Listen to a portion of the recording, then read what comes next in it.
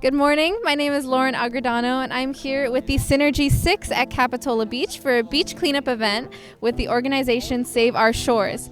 Now, who am I here with, and can you tell us a little bit about yourself? Sure. My name's Chris Whitaker, and I'm one of the sanctuary stewards at Save Our Shores. And we do beach cleanup, environmental advocacy, conservation, and outreach at the schools. My name is Mateus Arnelas. I live in Santa Cruz, Live Oak, and I've been volunteering with Save Our Shores for the past 4 or 5 years. So, why did you decide to volunteer? I've been an ocean lover as long as I can remember, and I'm a surfer, and so I spent a lot of time in the ocean, and I felt like there are a lot of issues affecting the environment, and instead of just sitting back and watching it happen, I wanted to take action. And so doing these beach cleanups and volunteering with Save Our Shores gave me a vehicle to do that. I decided to volunteer because I love the beach, and I see how much trash ends up here. I live here, so I'm part of this community. So it's just part of me wanting to, see a better today, a better present, a better future.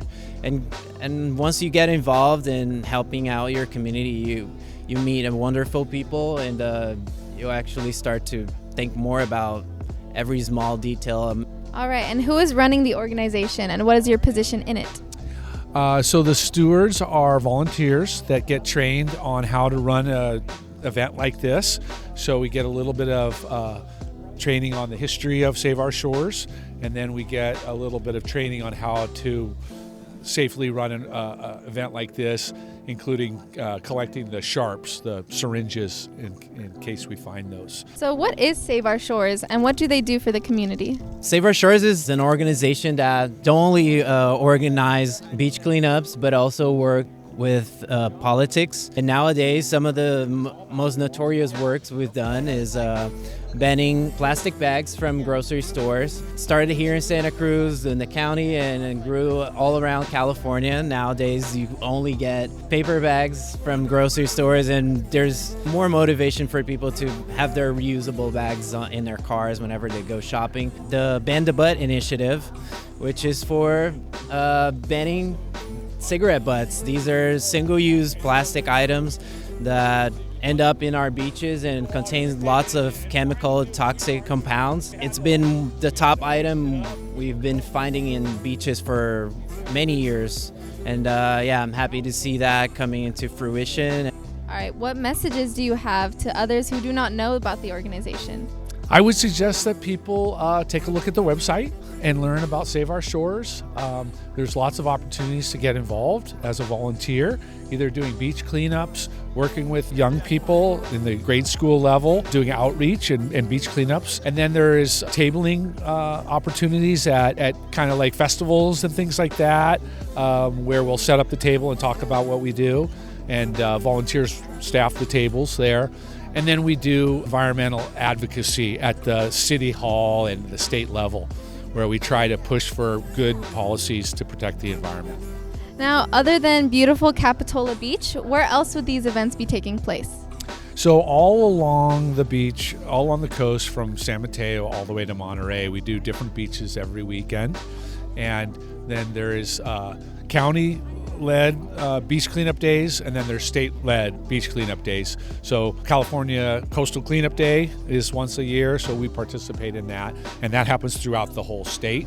But Save Our Shores is focused on Santa Cruz County, and so we focus on the beaches in Santa Cruz. Even up north, where there are more wild beaches like Davenport, Scotts Creek, it happens all over town.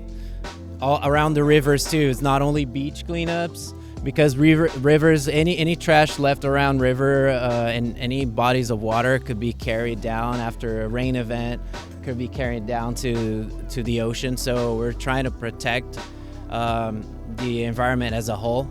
So where would you say the organization lacks? For example, the number of volunteers, the frequency of cleanups, etc.?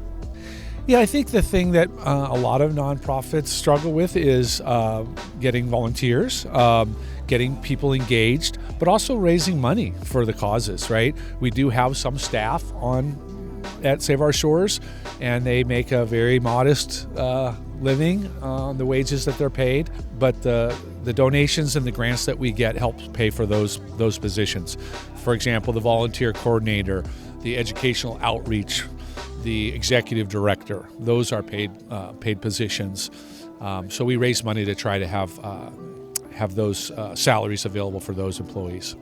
How can normal civilians like us help your organization and your cause? Well, anyone can be a member of Save Our Shores. All you have to do is sign up. You're always welcome to come to the beach cleanups. We would encourage you to bring more friends and talk about these issues with your friends. As you get older and start your own families, I think one of the things that I realize is the most important thing I can do as a parent is to raise good kids that care about the environment.